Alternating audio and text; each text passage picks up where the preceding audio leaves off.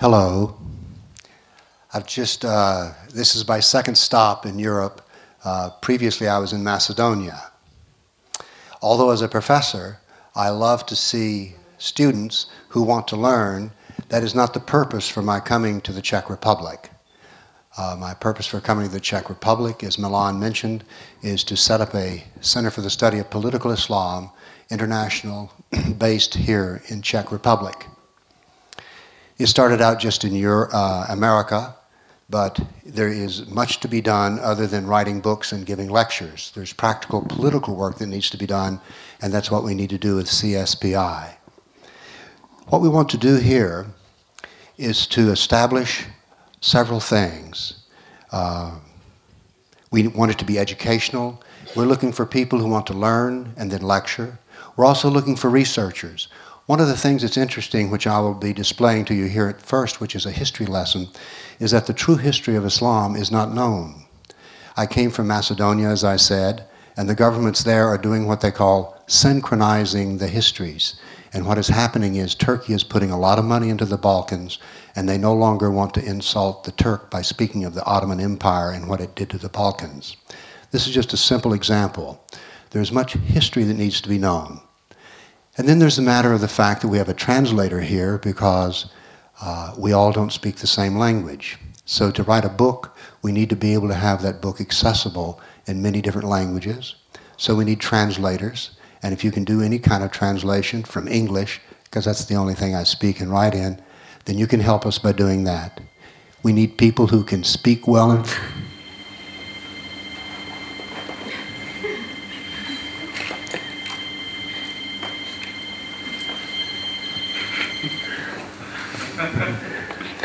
that has happened to me while I'm speaking on stage. So we need all kinds of people. For instance, we need people who know finances. Unfortunately, to do anything in politics, you need money. That means it needs to be accounted, kept up with. We need fundraisers. Basically, this is a political thing we're trying to start. Researchers. We also need, for instance, to establish a library. And by a library, what I mean is there are many things known about Islam, but there are also some books which are not that good. So we want, and there are some very excellent old books. So we would like to establish a research section which can not only study history, but basically at least put together a library so that you can learn the truth about Islam. Now then, I'm a scientist, and I love rational or critical thought. And so when 9/11 happened, and 9/11, September 11th, 2001, is the break point in America's acceptance of Islam. That's a stopwatch, so I know when to quit. Have we not all been listening to a speaker and they're like, hello, will he stop? So, so anyway, I realized that in America, no one knew a Sikh from a Hindu, from a Buddhist, from a Muslim. Now, I started my study of Islam when I was 30 years old, which was 43 years ago. So I've learned a bit about it, and I've been rather fascinated about it because I'm also fascinated by the fact that I believe that religious doctrine is an overwhelmingly important component of history, which today wants to be sort of submerged or brushed aside. But I think that we will see here that doctrine will drive history. I'm also going to be talking about, you're going to see some parts of Europe involved here, because one of the things I want to explain is how and why did the Dark Ages occur? It never made sense to me, the story that I read from classical history, which was that the German tribes invaded Rome and the Roman Empire was corrupt, it collapsed, and then all of a sudden the Europeans didn't know how to read and write, didn't know how to do anything. And it didn't make sense to me. The effect, which was the Dark Ages, did not seem to be, they were so big, how could it be caused by such a small item as German tribes invading the Roman Empire?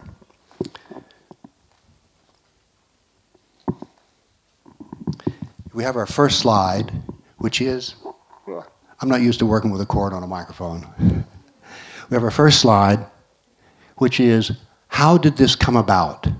Exactly, the green is Islam. How did this happen? Most people have no idea. So we want to examine that.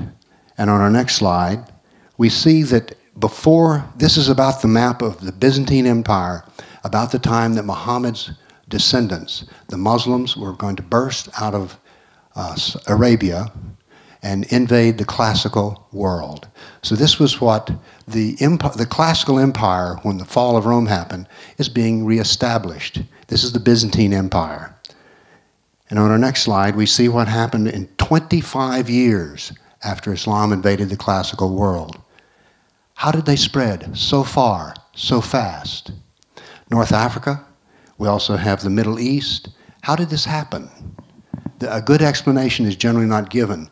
It collapsed so fast.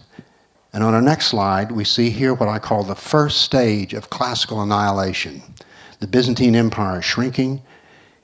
Islam is pressed into what's called Persia then in those days. And there's almost none of the classicals left in North Africa. On our next slide, this is basically 100 years. This is a massive expansion. How did this happen so fast? This is like a collapse. Why did this happen? On our next slide, you're going to witness something here in the sense of this is going to be a data-driven talk. This is going to be about facts. This is going to be about objective thought. That is, anybody else can do the same work that I've done. This is important. One of the things I want to do as CSPI is to teach people how not to use opinions, but to use facts. We want to use our intellect. We don't want to use emotions. There was a big book published, and when I say a big book, it was a 1,100-page history book called The Rise of the European Economy, AD 300 to AD 900. Now that sounds like a very boring book, but it was fascinating. It was the first history book I ever read which does not have a story. All right? And it even said so in the book, this is a narrative without a story. What had happened is that there had been a lot of research about the archaeological remains under the Mediterranean Sea. Now it turns out one can learn a great deal about looking for shipwrecks beneath the ocean. Let me give you an example. The Mediterranean, particularly in the classical world, was very dangerous to sail on. So therefore, there was always a certain percentage of sailing ships which sank. So if in a certain time period you find a lot of ships, that tells us there was a great deal of trade. If there's a period in which you don't find ships, that means that there was not a lot of business going on. So we can learn a lot from what is left, the remnants of history. Now there was another kind of archaeology that's been done, and it was an archaeology about data. Old classical documents had been translated and then put into a massive database. And this was one of the most fascinating things, because in the back of this book, in the appendix, were all these battles fought between Islam and the classical civilization. Now most people, even if they know a bit about history, they may know about Lepanto, they may know about the fall of Constantinople, they may know about the invasion in Spain in 711, and that begins to be about all that most people I know who would consider themselves pretty good historians know about. Well, there was just battle after battle after battle. I was fascinated because I thought this was the insight that I'd been looking for to try to explain the Dark Ages and the rise of Islam. Well, once I took all the battles in the appendix out of this book, I then began to use the internet to do research, and I put together a database of 548 battles that Islam fought against the classical civilization. 548. Well, now what was I going to do? Because who wants to, if I sat here and started reading to you a list of 548 battles, you would head for the door. But we needed a way to display this, so I developed something which I called a dynamic battle map. Because what I want us to see is not what one battle did, but the sweep of history. So this is a strategic overview. This is one frame from what a dynamic battle map is.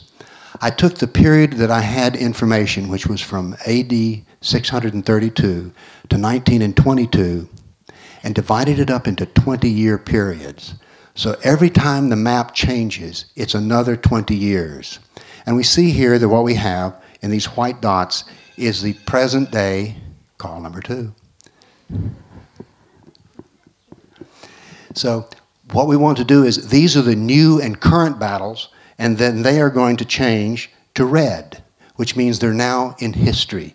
So we're going to build up with every 20 years an overlay of all these 548 battles. So now then, if we could play the first movie.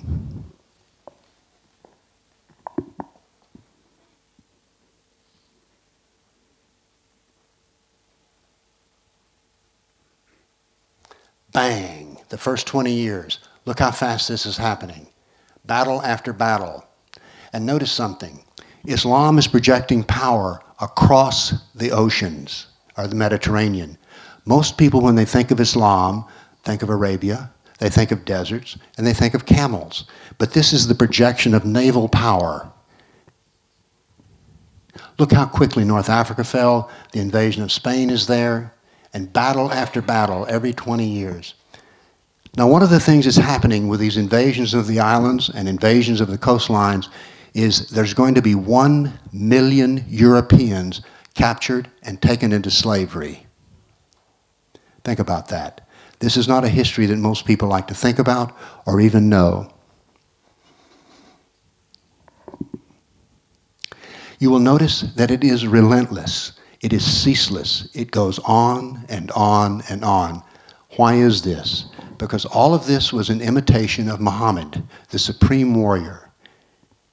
He averaged an event of a battle every 6 weeks for the last 9 years of his life. He was relentless, and the jihad was relentless.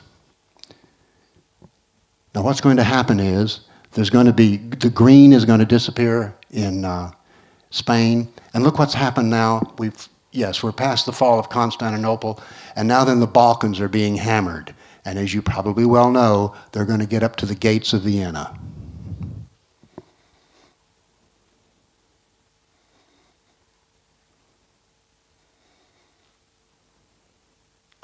This is the maximum expansion. And by the way, there are many battles going on in Africa. There are battles going on in Pakistan, Persia.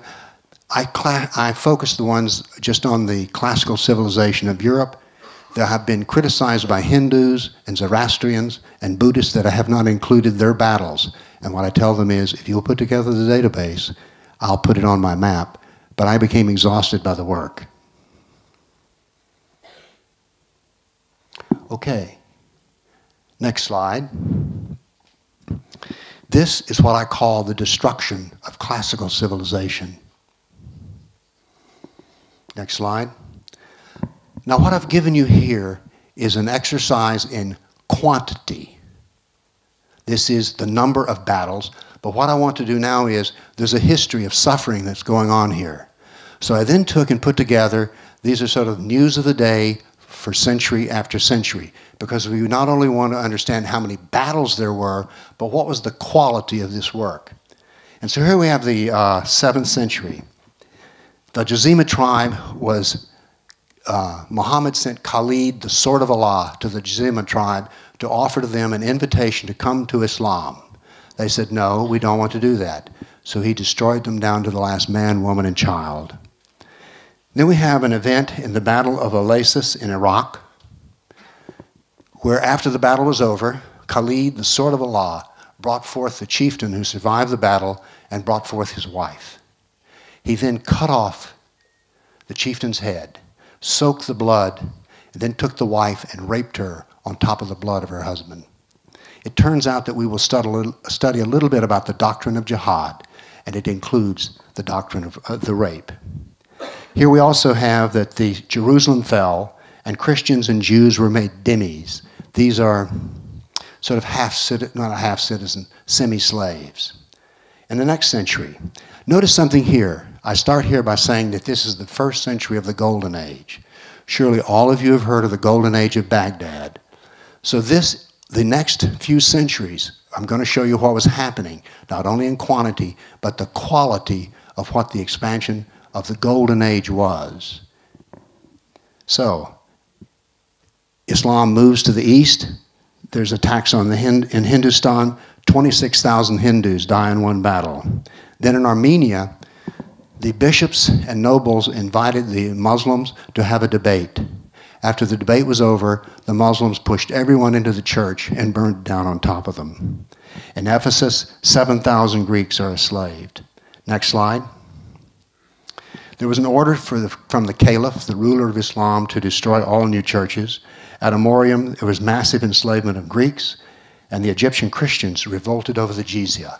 The Copts, these are the Coptic Christians who are suffering today. So this is the beginning of their suffering. The jizya was the tax on the dhimmi. Next slide. We're still in the Golden Age, the 10th century. In Thessalonica, 22,000 Greeks are enslaved. In Seville, Spain, the Christians are massacred. And then 30,000 churches were destroyed by the order of the Caliph in Egypt and Syria. Our next slide. 6,000 Jews of Morocco. By the way, we're still in the Golden Age. This is all Golden Age material. 6,000 Jews in Morocco are killed. Hundreds in Cordoba are killed. 4,000 Jews in Granada are killed. And now we have the invasion of Georgia and Armenia. And in Hindustan, in one battle, 15,000 were killed and 500,000 were enslaved. Next slide. In Yemen, the persecution of the Jews goes on. They're given the order, convert or die. The Christians of Granada are deported to Morocco. And in India, many cities are destroyed under the order, convert or die. 20,000 Hindu slaves were taken in one town. And in our next slide, 50,000 Hindu slaves are freed by conversion. Islam has a doctrine of slavery, and they view it as beneficial to Allah, because about the only way that a slave can get his freedom is to convert to Islam. So therefore, this is this mass conversion of Hindus. And a 20-year campaign created 400,000 new Muslims out of Hindus. The Buddhist monks are butchered, nuns are raped, and then an intellectual tragedy happened, if this isn't tragic enough, in which the library at Nalanda, at that time the largest library in the world, it was a Buddhist library, and it took days to burn. In Damascus and Safed, there's mass murder of Christians. The Jews of Marrakesh are massacred. In Tabriz, there's forced conversion of Jews. And in our next slide, we're still in the Golden Age, by the way. This is golden. In our next slide, we're still in the Golden Age. In Cairo, there's more riots by the Coptic Christians, and churches are burned. Forced conversion of Jews in Tabriz, and Tamerlane kills as many Hindus as 90,000 in a day. In India, 30,000 are massacred in cold blood, and then Talik, one of the invaders, a Muslim, took 180,000 slaves. In the 15th century, we're finally over the Golden Age, but see if you can tell any difference from what's happening. Tamerlane in India devastates 700 villages. And this is one of the great tragedies. Arab Christianity is being destroyed. The Nestorians and Jacobite Christians were annihilated. Most people don't know this, but Persia was half Christian. The Silk Route was half Christian. The Nestorian church had missionaries in the court of China. Nobody knows this history. This is invisible. It's been suppressed.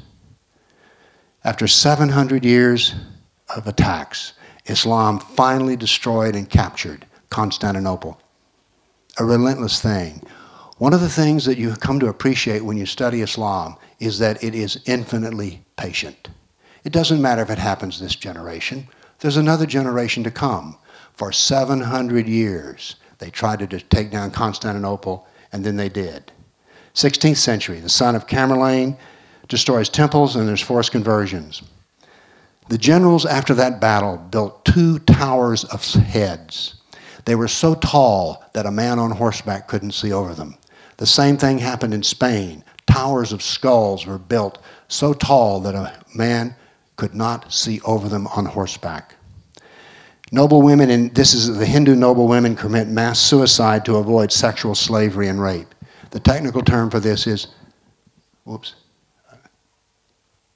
on my slide, I'm recovering from an error.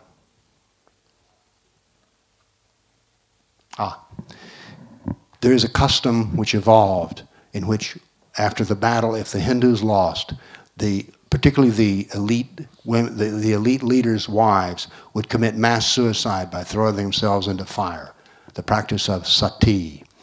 Have any of you heard of the concept, or the name, the Hindu Kush in Afghanistan? Hindu Kush means death place of the Hindus. So you can look on Google today and you can see the Hindu Kush. 17th century, more Jews are forced to convert in Yemen and Persia. There's forced conversion of Greek Christians. The Zoroastrian persecution is increased. One of the religions which is going to be annihilated is Zoroastrianism, which was in Persia. In India, 600,000 Hindus are murdered. In the 18th century, on the next slide, the Zoroastrian persecution becomes intense. The Jews of Jeddah, Arabia are expelled. The Jews of Morocco are massacred. And the Hindu persecution continues. And on our next slide, in the 19th century, more forced conversions, more massacres, and now then is the beginning of a tragedy which goes into modern times.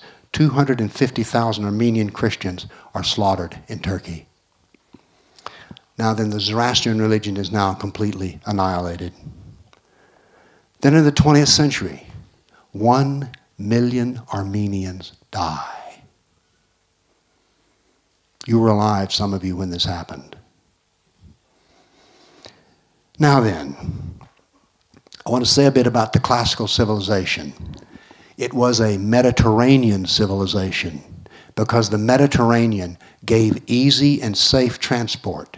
And here we see some figures. And this came from this book, The Rise of European Economy, AD 300. It took 10 days to sail from Carthage, North Africa, to Italy. But if you took a land trip, it took 140 days. So the Mediterranean, if you will, was the equivalent of a jetliner. It compressed time. It was very fast to move across the Mediterranean. And it was cheap because it was shipping a ton of grain from Egypt to Rome cost the same amount as shipping it for 75 miles by ox cart. So it's fast, it's cheap. So these ships were like the jumbo jets of their age. Now this is something interesting. Today we consider Egypt, for instance, part of Africa. We consider the North African coast, Morocco and such, as being part of Africa. But in those days it was not thought like that because you could go from Egypt to Rome very quickly by boat. But in say Nigeria, modern Nigeria, it would take perhaps a year. So as a result, all business occurs in the Mediterranean with other Mediterranean countries. Does this make sense? It was so easy to move around that the rest of what we call Africa was like too distant to bother with. Now this is going to end, but one of the great benefits of the Roman Empire and the Byzantine Empire was that there was no crime, there was very limited piracy. Your only danger was the weather. Imagine if the trucks on the road here that we pass coming by, if all of a sudden it was not safe. What would start happening to the trade? All right? This is going to have major economic effects. And here's how important it was. In the harbor at Constantinople, there could be as many as 500 ships. Do you see the importance of the Mediterranean? Because this is getting ready to change. On our next slide, before Islam, Rome communicated with France by ship.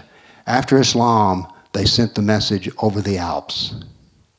Why? It was too dangerous. They needed the message to get there. A plague, this is very interesting, and once again, this was in this history book. A plague that started in Iraq. One of the things of the classical period was there were outbreaks of bubonic plague, which was caused by rats, fleas on rats, which came into the harbor. Well, now then, if there's not much trade with the Christians, therefore the disease cannot spread as fast. So therefore, before Islam, it only took classically about 4 months for it to spread around the edge of the Mediterranean. But after Islam, it took 4 years. Again, this is a measure of how impacted the naval trade was. One of the historians of Islam bragged, the Christians could not float a plank on the inland sea. Now let me ask you, we're in Bruno now. What if no trucks could come into this town, or one came in every 4 months? What would happen to the economy? it would collapse. We're beginning now to create a new understanding of the Dark Age. On our next slide, what happened is that Europe became impoverished economically, and this is important, isolated culturally. All right? By the way, for some of you, if you want the copy of these slides, get a business card from me after this talk, and I will send you the whole slideshow. We're gaining yet more insight into the Dark Age, so-called Dark Ages. This was an economic jihad. We need to understand this. Islam preyed on Christian ships, and all the European and Byzantine items, civilization became isolated and quite poor. What is the effect? We've all heard of the European Dark Ages, right? There was not one, there was 3 different Dark Ages, all occurring at the same time. We have a common effect. I posit a common cause. There was one in Europe, Byzantine Empire in North Africa. Now, the one in North Africa was very interesting. Again, from this book on archaeology of history, there is a layer of silt in the Mediterranean at the North African coastline. It's land that was eroded. How did this erosion occur so fast? Well, this is very interesting. And why are these buildings in North Africa still standing? Because what happened to the classical buildings in, say, Rome?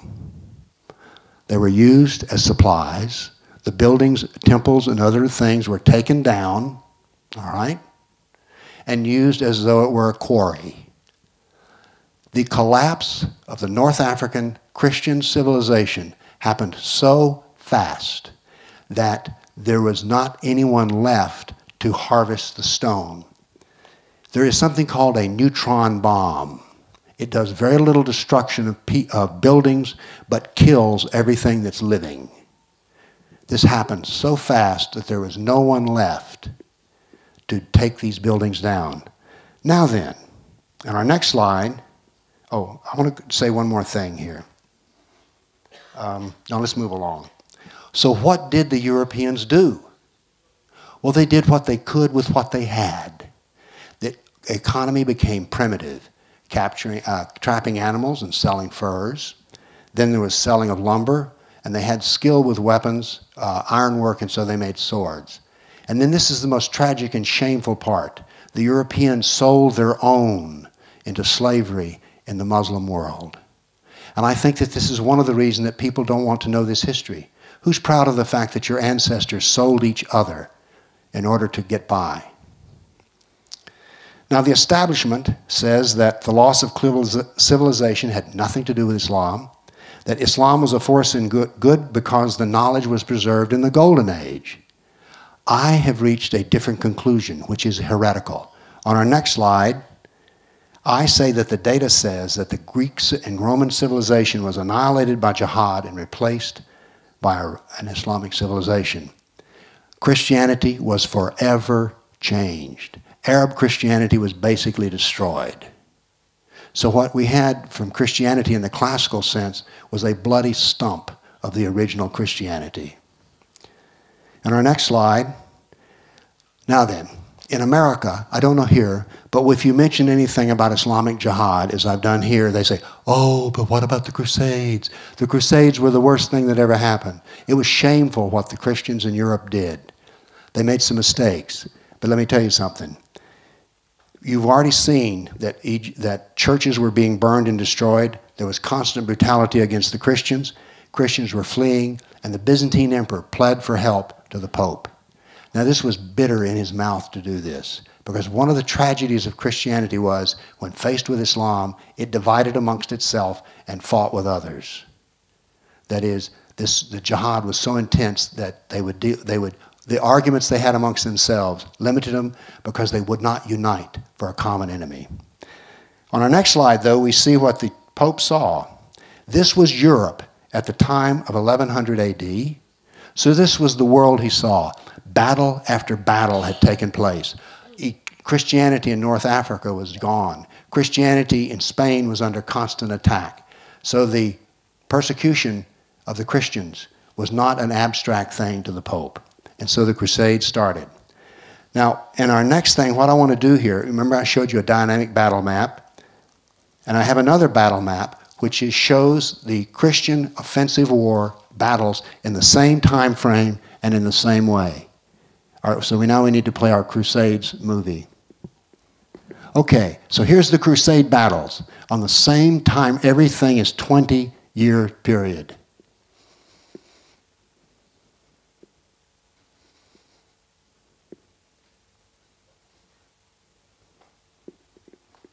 And that's it.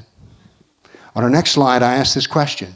Were these morally equivalent, as we say in America? Oh, they were the same. Because the Crusades were defensive. What do you mean they were defensive? They went into the Muslim world to kill. Well, how did the Muslims get there?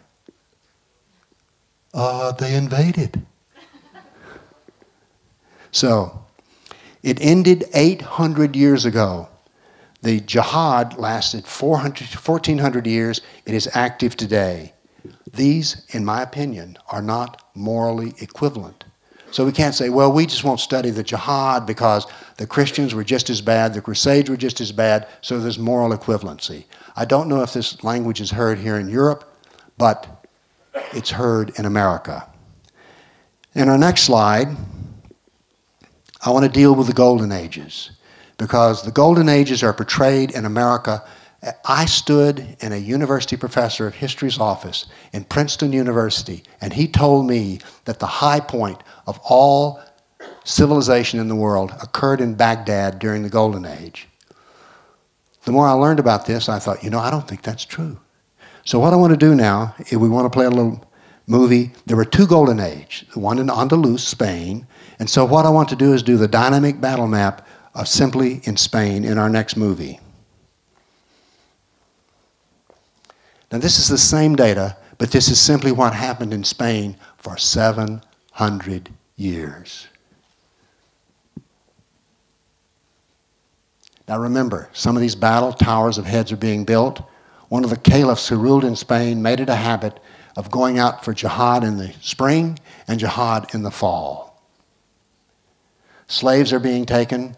The first order for slaves came from the caliph in Baghdad, and he sort of issued a purchase order and said, I want 3,000 blonde virgins. And so they were gathered and shipped off to Baghdad. I leave it to your imagination. By the way, the Christians and Jews were not free. They were dhimmis, semi-slaves themselves. This is one reason they wanted to fight. Who wants to be a half a slave? Now let me say something. There were some people in the Golden Age in Andalus who did well. I do not know the particular history here, but I would be willing to bet under the Nazi invasion that they found local people who were willing to work with them and do business with them. Is this true? It is ever thus. You can always find somebody in a conquered people who are willing to work for you. Why? Well, they want to get along and they don't see it as a betrayal. Okay. In our next slide, I asked this question. Oh, this is what had to, hold on here. Okay, there was no Islamic Golden Age in Spain. Golden not in the sense I would talk about it, because as I said, the dhimmis, Christians and Jews were dhimmis. There was slavery, constant war, the elites had it good. And I asked this question, why are we told this story that it was so good? I think it is because we don't want to examine how bad it was. In our next slide, I want to talk about the Baghdad Golden Age. And we are going to play a little movie now, and we're going to see what happens during the Golden Age of Baghdad.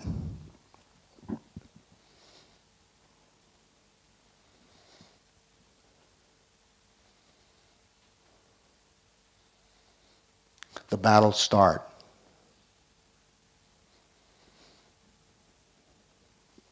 Now, one of the things that's happening in Baghdad, we're told as an intellectual history that this was a wonderful golden age of thought, that the Muslims were fabulous mathematicians, and there were some areas in which they excelled. Geography and astronomy was one. But as a scientist, what I noticed was this. Although there was some science in the early days in the Baghdad Golden Age, it reached a philosophic conclusion which was this. There is no such thing as a law of nature. There is no such thing as cause and effect. Because you see, a law of nature and cause and effect would limit Allah. And Allah has no limits. So therefore, there is no cause and effect. There are no natural laws. Do you know what that does to science? It ceases to exist. Because science, and I'm a scientist, you know this yourself, they're all laws of nature. If I drop this, it's going to fall. And there's cause and effect. That is the basis of science. But I ask you this question. When we look at those who've won Nobel Prizes, very few of them come from the Muslim world, and those that do, they were in a kafir. Kafir is an unbeliever. Kafir is you would call it infidel, perhaps, is the word you've been given. But the Nobel Prizes come in kafir nations with kafir partners. All right, in our next slide, let's examine, once again, Christians and Jews were dhimmis. Christian women were used as sex slaves, where they deny cause and effect. Now then, they say that Baghdad preserved the classical civilization, the books, the literature. They destroyed 90% of them. I ask you a question. If 10% made it golden, what do we talk about when we say the original 100%? What do we call that? Why wasn't that platinum? And by the way, all those wonderful translations, they were not done by the Muslims. Hello, do you know what the first book written in Arabic was? The Quran. Literacy was almost unknown amongst the Arabs or the Arabians. So the translation work was done by those who were skilled in knowledge. They were the Jews, but primarily the Christians did the vaunted translation work. All right, on our next slide, we take a look. Here is the Islamic world today. This is how it's come. Now then, there's a database I told you about of 548 battles, but it stopped in the year 1922. So, has anything changed? There's a marvelous website called thereligionofpeace.com.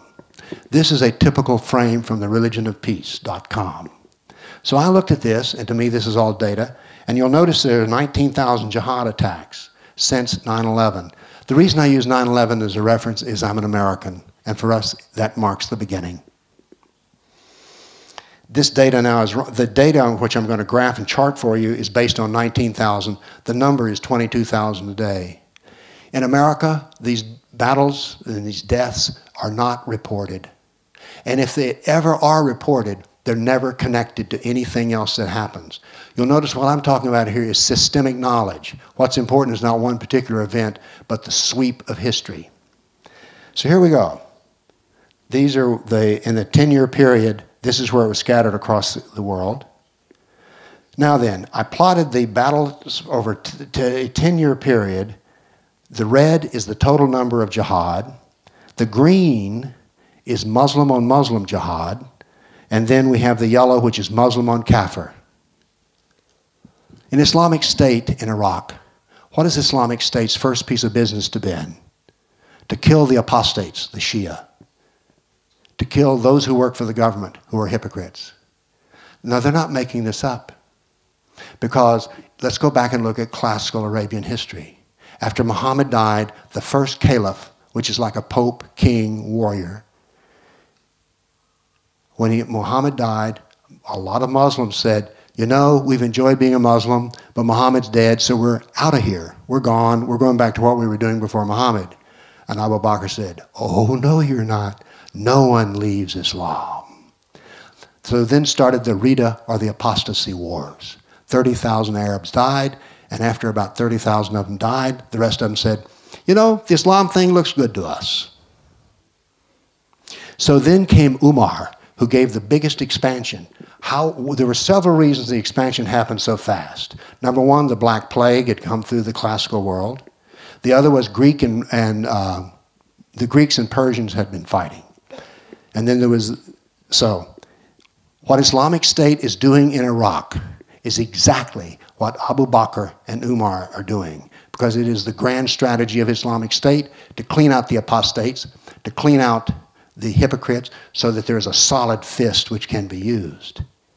And what does the caliph, self-declared caliph of Islamic State, call himself? Abu Bakr al-Baghdadi. It is an imitation of history, a repetition, not an imitation. Now then, I broke the data down. By the way, notice that this jihad in the religion of peace is relentless. It's against Kafirs and impure Muslims. Jihad adapts, but it does not change. It is a constant doctrine. Our next slide, we have the jihad attacks per year, and I just chose 4 countries. I didn't want to choose them all. So here we have Israel, India, Thailand, and the Philippines. But this is not useful to us because Israel's small, India's very large. So what we need on our next slide is per capita. Israel is the most. How many people here knew there was intense jihad in Thailand? Did you know that? In the Philippines, it's mostly killing Christian Catholics. And in India, of course, it's killing Hindus. Now I want to read this in a different way. Jew, Buddhist, Christian, and Hindu. Jihad is against the Jews, the Buddhists. And by the way, in Europe there are many secularists who say, well, all right, they're killing Christians, what do I care? Anyway, I don't like Christians anyway.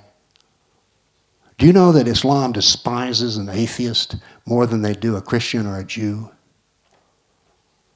So it's against the secularist as well. Don't think that if there's jihad, you say, oh, I don't believe in God. Ooh, that's worse than believing in Jehovah. Next slide. It all follows a doctrine. And by the way, in America, George Bush, the Republican president, said after the 9/11 attack, Islam is the religion of peace. Now, I went through all of this 1,400 years, and I found that there were 12 decades without jihad. So we can say that Islam is the religion of peace, 9%. Now, I've been a college professor, and if you come to me and take a test, and you get 9% on the test, you get an F in the course. I give George Bush an F in my course. Seriously. On our next slide, this constant violence is normal. We have to ask ourselves, why does it never stop? Something is driving it. Does that make sense to you? For 1,400 years, it's never changed except in technology. So therefore, there's something constant that's driving it. What is the pole star? Well, the pole star on our next slide is jihad, but we need to stop and see where do we find jihad. Most people think that Islam is found in the Quran. Is that not a common understanding? But Islam, Allah is the least of Islam.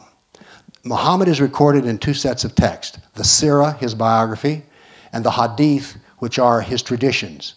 The shortest tradition is, war is deceit. These are all things that Muhammad said and did, and that's the shortest one. Some of them go for as much as a page, but most of them are a short paragraph. They are the reported what Muhammad said and did. Why do we care what Muhammad said and did? Because there are 93 verses in the Quran which say, do as Muhammad did, speak as Muhammad spoke. Muhammad is the perfect Muslim. Muhammad is the divine human prototype. Allah wants every Muslim to be Muhammad. So therefore, we can say that Islam is 14% Allah and 86% Muhammad. That's an insight right there. By the way, do you notice my constant use of numbers here? You don't believe this? Do it yourself. This is not an opinion. This can be reproduced. All right, so we have, this is the total doctrine. And now then, here's an interesting part. You think that Islamic doctrine is about Muslims. I'll bet most people do. Not so.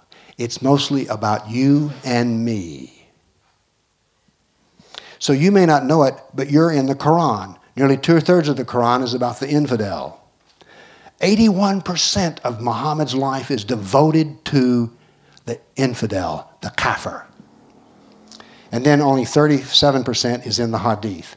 So over half, I call this the trilogy, Quran, Sirah, Hadith. And over half of it is devoted to you and me. Now then, you've probably heard that there's a verse or two in the Quran about jihad. Just a little bit. Now we need to see something here. This is the beginning of the concept of dualism. How much jihad was there in Mecca? Oops, let's stop. You've heard of the Quran, right? There's not a Quran. There are two Qurans.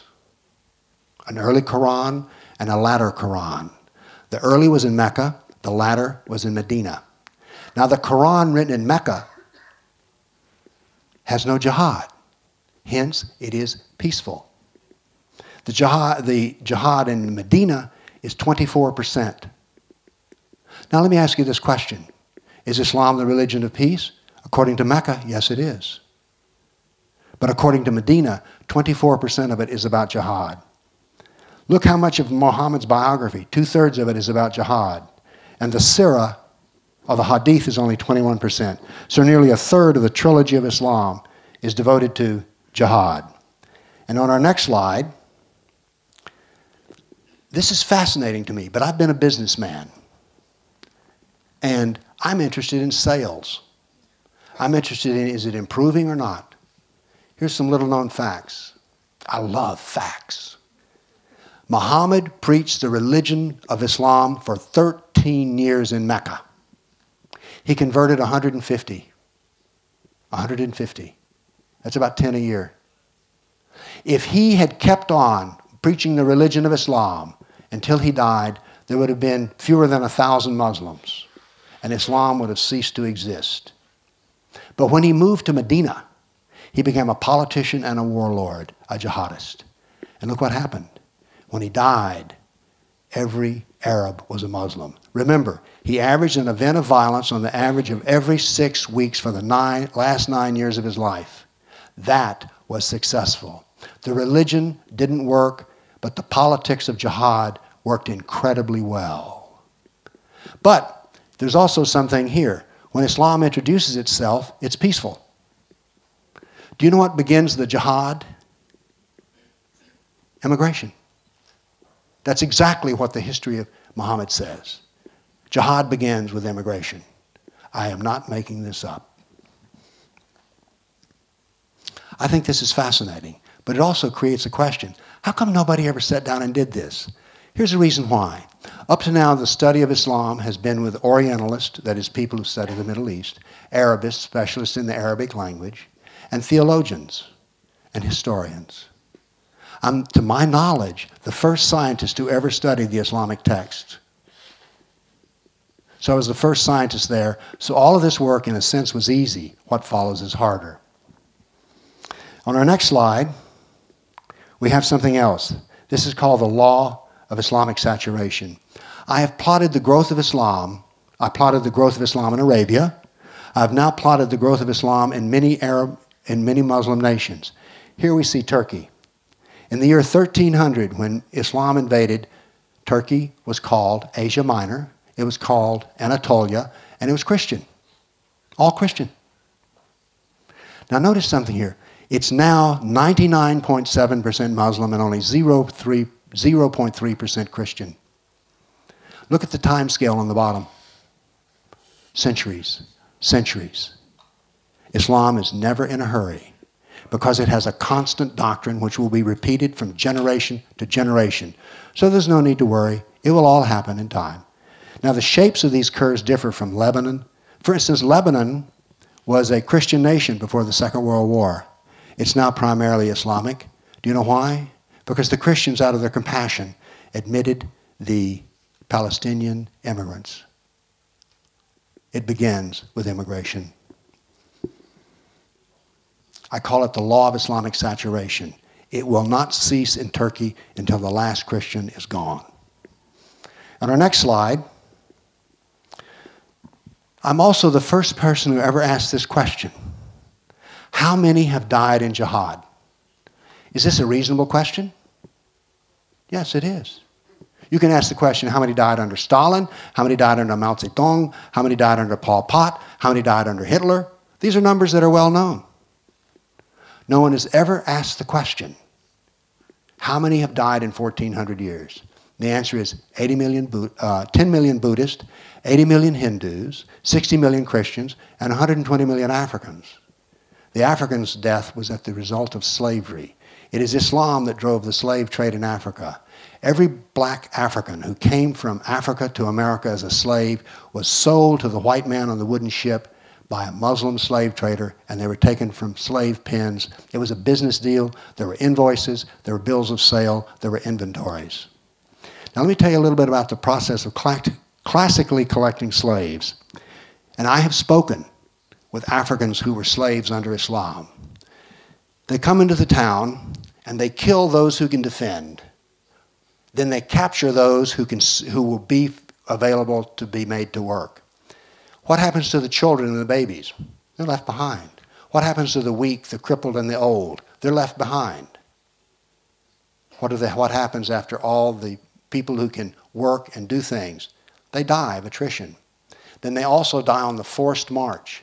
Livingstone interviewed Islamic slave traders and said, "Why do you do this?" They said, "It is our religion."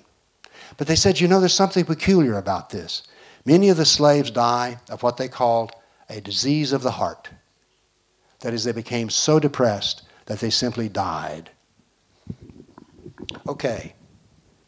On our next slide, I maintain that doctrine drives history and that history shows the true nature of political Islam. Oops, I never explained to you what political Islam is. Let me say this. I have absolutely no interest in the religion of Islam. The religion of Islam was preached in Mecca, and it's concerned with a Muslim avoiding hell and going to paradise. That is the religion. Political Islam is what affects me. 9/11, the destruction of the World Trade Towers, was a political action with a religious motivation, but the act itself was political. Political Islam is the nature of all Kafir countries, and it is permanent and it is unchangeable. Now, some people say, "Oh, Islam just needs to reform." Let me tell you what the doctrine of Islam is. The Quran is perfect, it is eternal, and it is universal. Now, let me ask you a question. How do you take a doctrine that's perfect and eternal and change it? Because if you take something out, then it's no longer perfect. And if it's perfect, you can't add anything to it. Does this make sense? So, there is no such thing as moderating Islam. Now, a Muslim may be moderate in the sense that he doesn't practice all of Islam. By the way, do you notice something here? Am I talking about Muslims? I'm talking about doctrine and history. I never talk about Muslims. On our next slide, we have looking at our own intellectual history. Why is this news to you? Why isn't this common knowledge? There's something very peculiar as you read all the historical doctrine. When Islam came out of Arabia, it was the Saracens and the Arabs. When Islam invaded from Turkey, what was it? Were they Muslims? No, they were Turks. When they invaded Spain, were they Muslims? No, they were Moors.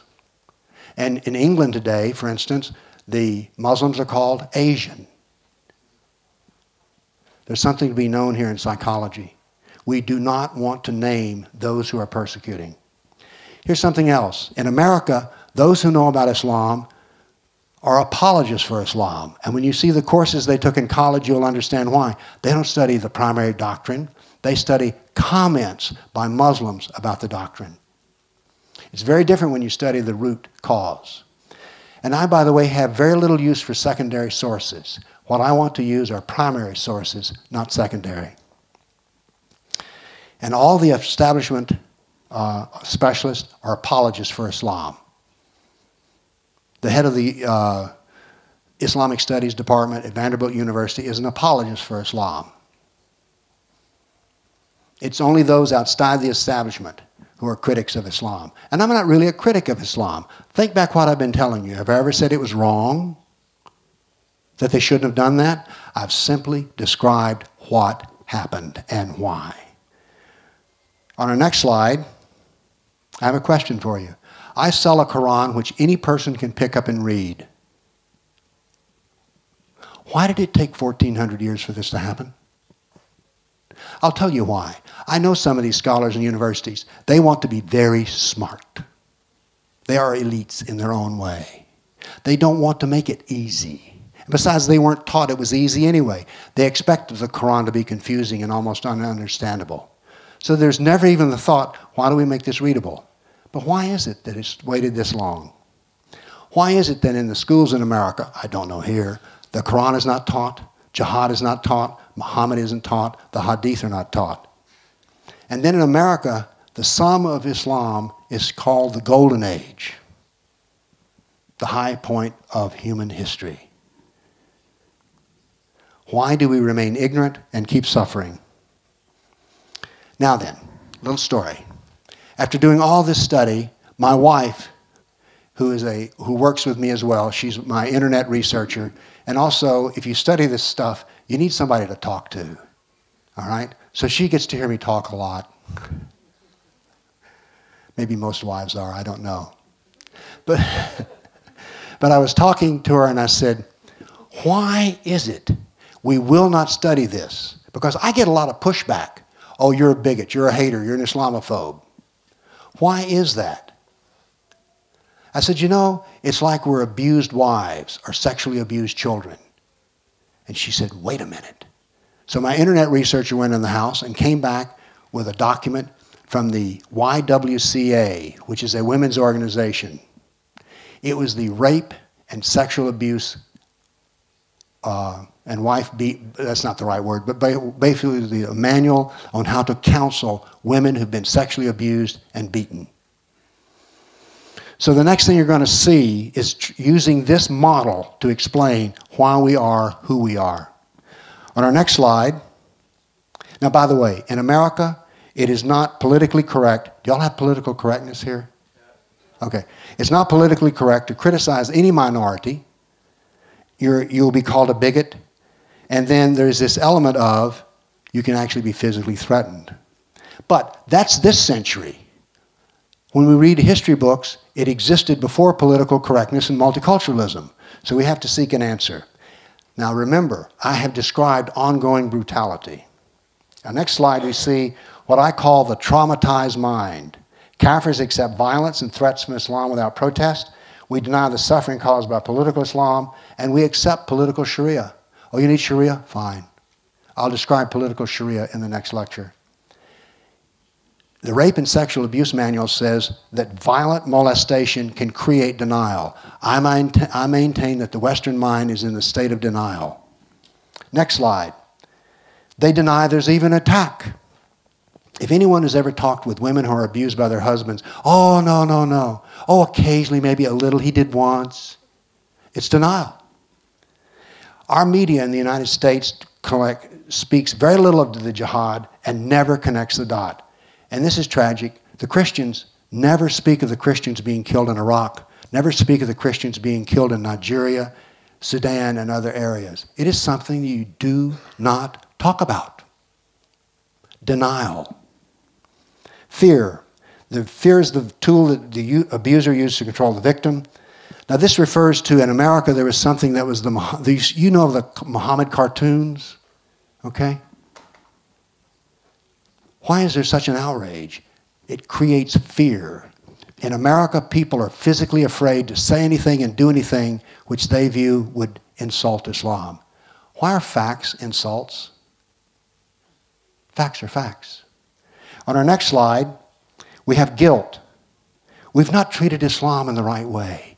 If we will only treat Islam better, all of this will go away. This violence is a result of our foreign policy in America. We have the wrong foreign policy. If we had the right foreign policy, everything would be good. If we treat the Muslims right, they'll treat us right. There's shame.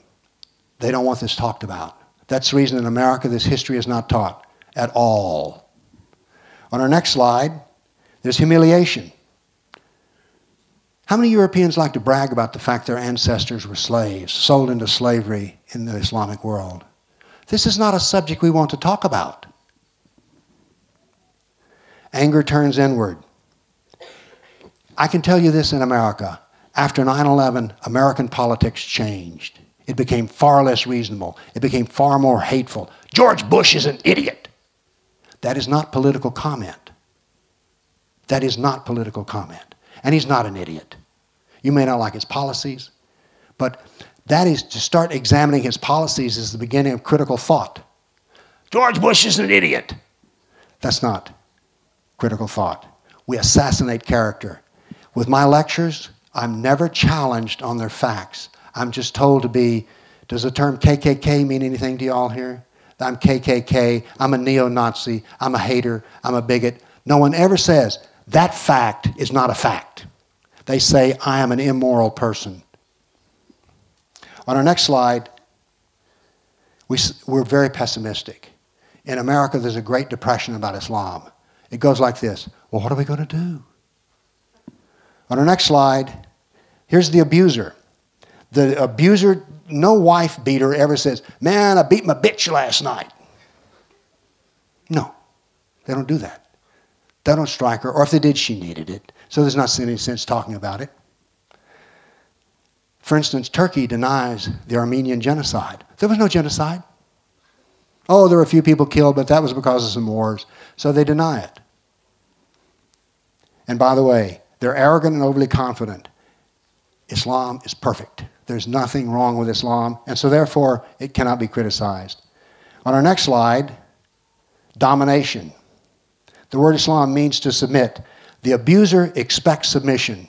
When I deal with Muslims, and I do so in a quiet tone of voice, I never insult, I never anger, and I use facts. They're stunned. What? You do not submit?